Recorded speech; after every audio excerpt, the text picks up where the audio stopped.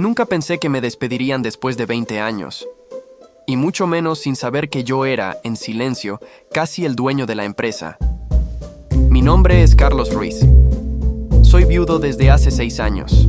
Mi esposa, Mariana, falleció en un accidente que todavía me arranca el aire cuando lo recuerdo. Tengo un hijo, Luis, que ya es adulto y vive en otra ciudad. El trabajo era lo único que me quedaba. Mi rutina, mi sentido. Llegaba antes que todos, me iba después. Y aunque no era de muchos amigos, los compañeros me respetaban. Silenciosamente, me admiraban porque siempre resolvía lo que nadie más podía, incluso sin que me lo pidieran. Me llamaban el sensei de la empresa en voz baja, como si fuera un secreto de pasillo. Todo empezó un lunes cualquiera. Entré como siempre, a las 7:45 am, con mi café en mano y el saludo de los guardias que ya conocían hasta mi rutina de paso. Nadie me esperaba, no había reuniones agendadas, el aire olía igual. Mezcla de tinta de impresora, desinfectante barato y los perfumes que se iban mezclando en la recepción. Todo parecía normal, pero había algo raro en las miradas, como si ya supieran algo que yo no. A las 11:10 recibí un correo. Asunto: reunión urgente de alineación. De parte del nuevo CEO, Iván Gutiérrez. Llevaba 3 meses en el cargo. Joven, MBA extranjero, sonrisa forzada. De esos que hablan de cultura como si se pudiera importar en cajas. Prepotente, con esa costumbre de corregir a todos en público para marcar jerarquía. Gritaba a los empleados por diversión. Nadie se atrevía a contradecirlo. Cada que alguien le estorbaba, lo despedía. Su oficina cambiaba de auto cada 6 meses. El último, un Audi RS7 negro con rines brillantes, lo presumía como si fuera una extensión de su ego. Una vez lo escuché decir que el talento viejo debía irse con dignidad. Supongo que hoy le parecía gracioso aplicarlo. Subí al piso 6 con el estómago apretado. El elevador se abrió con un ding que sonó más fuerte de lo normal. El pasillo estaba en silencio. A esas horas, pocas personas caminaban por ahí. Me dirigí a la sala de juntas, la que tiene esa mesa larga de madera y ventanales con vista al estacionamiento. Al entrar, noté que ya había 2 personas de recursos humanos sentadas una frente a la otra, vestidas formales, serias, sin sonreír. Iván estaba al fondo de la mesa, solo, con un sobre blanco en las manos. No había agua, ni café, ni las típicas carpetas con gráficas o presentaciones. Solo silencio. Un silencio tenso, cargado, que se sentía en la piel. Por un segundo pensé que tal vez se trataba de un ascenso o una reestructuración que me pondría al frente de algo más grande. Me había ido bien últimamente. Había cumplido con todo, incluso con lo que no me tocaba. Carlos, dijo Iván sin rodeos, vamos a hacer algunos cambios en la estructura. No es personal, pero hoy será tu último día con nosotros. Me quedé quieto. No entendí. Literalmente, no entendí. Lo miré en silencio, esperando algún gesto que suavizara lo que acababa de decir. Lo miré como se mira a alguien que está haciendo una broma de mal gusto, como esperando el remate, una risa, algo. ¿Me estás despidiendo? No es un despido, es una desvinculación por reestructuración. Hay un paquete de salida, podés revisarlo con legal. Queremos que sea una transición tranquila, un paquete de salida, después de 20 años. 20 años. ¿En qué momento decidieron esto? Fue una decisión del comité directivo. Buscamos perfiles más digitales, más ligeros. Ligero. Yo, que había diseñado la base de datos de clientes cuando todo se llevaba en carpetas. Que me quedé noches enteras para levantar servidores caídos. Que conocía cada rincón de esa empresa mejor que el arquitecto que la diseñó. Firmé. Me dieron una caja.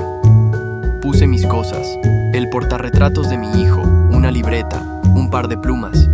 Salí sin hacer ruido, o eso creí, porque algo se estaba gestando. Pero lo que Iván no sabía es que yo tenía acciones de la empresa. No muchas, según yo. Apenas un 12% que compré en 2008 cuando don Ernesto, el fundador, ofreció vender participaciones internas en plena crisis. Invertí todo. Mi bono de ese año. Mis ahorros. Nunca vendí. Nunca revisé. 2 días después del despido, buscando papeles para actualizar mi CV, encontré el sobre del fideicomiso que don Ernesto había creado para proteger sus acciones más queridas. Una nota manuscrita decía: Carlos, si estás leyendo esto, es porque llegó el momento. Habían pasado años. Me estremecí. Llamé a Luisa, mi abogada. Lo que descubrimos fue surrealista. Don Ernesto, antes de vender su participación al Fondo de Inversión Extranjero, había transferido en silencio un 40% adicional de su paquete al fideicomiso que me incluía. Suma total, 52%. Las condiciones del fideicomiso establecían que ese poder solo se activaba si yo dejaba de ser empleado por decisión de terceros. Un tecnicismo, una cláusula olvidada, un regalo camuflado en años de silencio. Era el dueño. Con el corazón a mil, llamé a la oficina del consejo directivo. La reunión se pautó para el viernes. Esa semana no dormí. Luisa preparó documentos.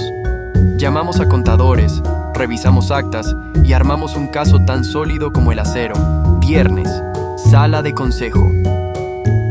Iván estaba presente sonriendo como siempre, con ese aire de aquí mando yo. Cuando la presidenta del consejo le pidió que se quedara, su cara cambió. Señor Gutiérrez, Carlos Ruiz ha solicitado ejercer su derecho como accionista mayoritario. ¿Accionista qué?, dijo riéndose. Dueño del 52% de la empresa, intervino Luisa, con un dossier en la mano. Legalmente puede solicitar su restitución, o en su caso, cambios estructurales inmediatos. No es ninguna broma, dijo Luisa con voz firme, sin levantar la vista del dossier que sostenía. Nuestro abogado lo revisó esta misma mañana. Todo está en orden, legal y registrado ante notario. Hizo una breve pausa, como para asegurarse de que todos en la sala la escucharan con claridad. Don Ernesto le cedió sus acciones en vida a Carlos. No fue un testamento, ni una promesa al aire. Fue una cesión voluntaria, directa y perfectamente válida. Sus ojos buscaron los míos por un instante. Eso resuelve el misterio que tantos años flotó en el aire. Ahora sabemos quién era realmente el accionista mayoritario. Y está sentado aquí. El silencio se volvió más denso. Iván tragó saliva, aún sin atreverse a hablar. Al fondo, alguien se removió incómodo en su asiento, pero nadie dijo nada. Todos sabían que, a partir de ese momento, las reglas del juego habían cambiado. Iván se puso rojo. Sudaba. Intentó balbucear algo, pero la presidenta lo interrumpió. Señor Ruiz, ¿desea tomar la palabra? Me levanté. Mis manos temblaban. ¿Estás hablando en serio? Es una broma, ¿no?, dijo Iván al verme de pie. No es ninguna broma, dijo Luisa. Lo revisó nuestro abogado esta mañana y todo es verdadero. Don Ernesto le cedió sus acciones en vida. Eso resuelve el misterio de quién era el accionista mayoritario. Entonces dije en voz alta: lo que pasó conmigo fue más que un error. Fue una muestra de ceguera, soberbia y desprecio por la historia de esta empresa. Exijo la destitución inmediata del señor Gutiérrez. Por inepto, por arrogante y por haber despedido al verdadero dueño de la casa sin siquiera saber a quién le estaba cerrando la puerta en la cara. Silencio, tenso, cargado de algo eléctrico. Fue entonces cuando la puerta del despacho se abrió de golpe. Un grupo de personas entró con determinación, como si hubieran ensayado cada paso. Me rodearon de inmediato, bloqueando cualquier posibilidad de salida. Entre ellos, reconocí al abogado de la empresa y a varios miembros de la junta directiva. Uno de ellos, Osvaldo, un hombre altivo y pedante, siempre ansioso por demostrar autoridad, se adelantó y, sin miramientos, me dijo: necesito que te retires. Hemos revisado tus documentos y determinamos que todo es inválido. Así que, por favor, sal de esta oficina. Las palabras cayeron como un martillazo. Vi cómo la expresión de Luisa se transformaba en una mezcla de sorpresa e incredulidad. La escena parecía irreal. Dos miembros del equipo de seguridad, conocidos míos desde hacía años, se acercaron. Evitaban mirarme a los ojos. Sus rostros estaban cargados de pena. A pesar de todo, cumplieron la orden. Me tomaron suavemente por los hombros y me guiaron hacia la salida. En ese momento supe que algo mucho más grande se estaba gestando detrás de mi espalda. Días después, recibí un correo que confirmaba mis sospechas. El equipo legal de la empresa se había movilizado. Al Alegaban que la transferencia de acciones era inválida por no haberse registrado formalmente, que había vacíos legales en los estatutos y que todo debía ser revisado por un juez. Una jugada desesperada, pero efectiva. El proceso legal se activó y así comenzó el juicio. Meses de documentos, alegatos, contrademandas. El proceso legal se volvió una guerra silenciosa, donde cada firma, cada palabra escrita, podía volverse un arma. Me sentía solo, pero no lo estaba del todo. Fue entonces cuando conocí a la licenciada Gabriela Mendoza, una abogada especializada en derecho corporativo, de carácter firme y mirada aguda. Fue recomendada por un viejo contacto del sector financiero, alguien que aún creía en mí. Desde nuestra primera reunión, en una cafetería anodina cerca del juzgado, supe que ella no tenía intención de perder. «Van a intentar cansarte», me dijo mientras hojeaba las copias de los documentos que le entregué. «Esto no es solo una batalla legal, es una guerra de desgaste. Pero si lo que dices es cierto, hay forma de hacer que se les caiga el teatro». Gabriela exigió al juez una auditoría forense de los movimientos financieros de la empresa. Y ahí fue cuando ocurrió lo impensable. Se destapó un desfalco millonario, pero no fue por azar, fue por despecho. Una tarde, semanas después de comenzar la auditoría, apareció Clara, la esposa de Iván, en mi oficina improvisada. Un cuartito prestado por un amigo en una agencia de seguros. Vestía sobrio, con gafas oscuras que no alcanzaban a ocultar sus ojos hinchados. Caminaba con la firmeza de quien ya no tiene nada que perder. «Sé quién eres», me dijo apenas cruzó la puerta. «Y sé lo que mi marido te hizo. Pero también descubrí algo peor». Abrió su bolso y sacó una carpeta manila, gastada en las esquinas. Al abrirla, vi estados de cuenta, correos impresos, registros de transferencias y gastos inflados con facturas falsas. Clara lo había descubierto todo tras sorprender a Iván, engañándola con su secretaria, Laura. Joven, ambiciosa, superficial, cruel. Clara, dolida pero lúcida, había decidido entregarme la evidencia. No por mí, no por justicia, sino por venganza. Mientras hojeaba la carpeta, una escena se repitió en mi mente como un eco amargo. Un mes antes, cuando todavía caminaba por los pasillos de la oficina como un fantasma a punto de desaparecer, Laura me había interceptado frente al elevador. Me miró de arriba abajo con una sonrisa ácida. «¿Usted todavía trabaja aquí?» «Pensé que ya lo habían jubilado», me dijo sin apartar la vista de su reflejo en la puerta cromada. Yo no respondí, pero ahora tenía algo más que dignidad herida. Tenía pruebas y un motivo. Gabriela revisó cada documento como si armara un rompecabezas. Y al día siguiente, presentó una moción urgente ante el juez. Ya no solo peleábamos por mis acciones, ahora también estaban en juego la reputación de la empresa y la libertad de algunos de sus ejecutivos. Clara lo supo todo, pero no se quebró, lo investigó y descubrió que Iván había creado cuentas paralelas, desviado fondos bajo contratos ficticios con la excusa de proyectos de expansión que nunca existieron. El dinero fluía a paraísos fiscales, bajo nombres de empresas fantasmas que solo existían en papel. Todo para financiar su estilo de vida: autos, viajes, relojes de lujo y los caprichos de Laura. Con esa evidencia, el juicio dio un giro. El juicio había comenzado con tono predecible. La defensa de Iván, con un equipo de abogados caros y elocuentes, intentaba por todos los medios desestimar mi legitimidad como accionista. Alegaban tecnicismos, cuestionaban los procesos notariales de la cesión de acciones. Incluso llegaron a insinuar que mi relación con don Ernesto se basaba en manipulaciones emocionales. El objetivo era claro: embarrarme lo suficiente para debilitar mi caso. Durante las primeras semanas, el juicio se movió lento. Audiencias prolongadas, recursos interpuestos, aplazamientos innecesarios. Gabriela me lo había advertido. Su estrategia es cansarnos, hacerte rendir antes de llegar al punto. Pero entonces, todo cambió. Clara había traído la carpeta. Gabriela pasó noches enteras revisándola. No solo encontró evidencias del desfalco, sino que se dio cuenta de cómo encajaba todo dentro de una estructura de corrupción mayor. empresas fantasma, contratos ficticios, triangulación de fondos y nombres vinculados a otras operaciones fraudulentas en el extranjero. Era más que un caso interno, era una bomba. Gabriela preparó su ofensiva como quien mueve piezas en un tablero de ajedrez. El día de la audiencia clave llegó puntual, como siempre, con una expresión que solo yo había aprendido a leer. Estaba lista para atacar. Cuando el juez pidió a la parte demandante continuar con su exposición, Gabriela se puso de pie. Su voz fue firme, sin adornos. Su señoría, solicitamos incorporar nueva evidencia al expediente. Se trata de documentos financieros que señalan posibles actos de fraude, lavado de dinero y malversación de fondos por parte del señor Iván Ortega y su equipo directivo. Solicitamos que se remita copia al Ministerio Público y que se dé vista a la Unidad de Inteligencia Financiera. Hubo un murmullo inmediato en la sala.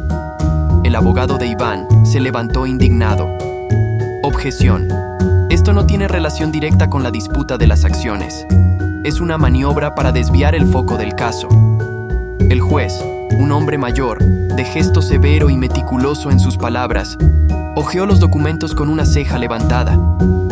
Pasaron varios segundos que se sintieron eternos.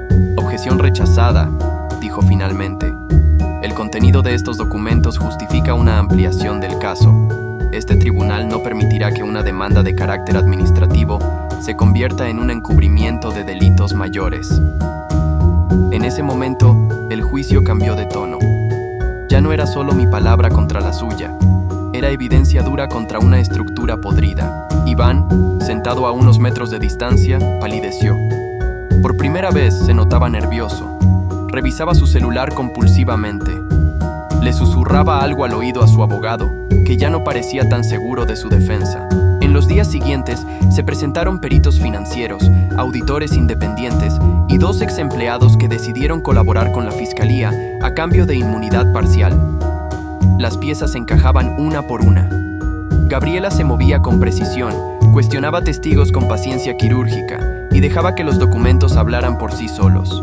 Una de las pruebas más contundentes fue un correo electrónico entre Iván y Laura, la secretaria, donde se referían a uno de los desvíos como la jugada silenciosa.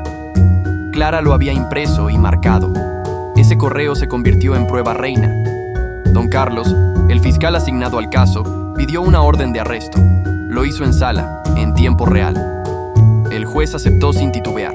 Este tribunal ordena la detención inmediata del señor Iván Ortega por los delitos de fraude, falsificación de documentos y lavado de dinero. Será trasladado a la Fiscalía General para ampliar su declaración. El rostro de Iván al escuchar esa frase era el de un hombre que ya no controla nada. Lo sacaron escoltado, esposado, ante la mirada atónita de su propio equipo legal. Algunos asistentes grabaron con sus celulares. La noticia explotó en medios esa misma noche. Después de meses de desgaste, de ver cómo los pasillos de la empresa se llenaban de susurros y de soportar el teatro sucio que algunos disfrazaban de burocracia, el juicio por la disputa accionaria finalmente se resolvió. O mejor dicho, se derrumbó sobre quienes lo sostenían con hilos podridos. Para entonces, ya no era solo una batalla legal, era una guerra de credibilidad. Y la verdad, por fin, pesó más que los favores políticos, las actas manipuladas y los olvidos estratégicos de quienes se beneficiaban del caos. Cuando el último informe pericial se presentó, nadie, ni siquiera los más cercanos al antiguo bloque de poder, podía negar que yo tenía derecho a esas acciones. Cualquier intento de hacerlo los colocaba directamente del lado del entramado corrupto que, para ese punto, ya estaba en caída libre. Los medios comenzaban a cubrir la historia. Algunos de los involucrados empezaban a recibir citatorios de otras instancias. Se volvió tóxico siquiera mencionarlos en voz alta dentro del edificio. El consejo directivo, viéndose acorralado por la posibilidad de una intervención judicial, o peor aún, de una auditoría federal, hizo lo impensable.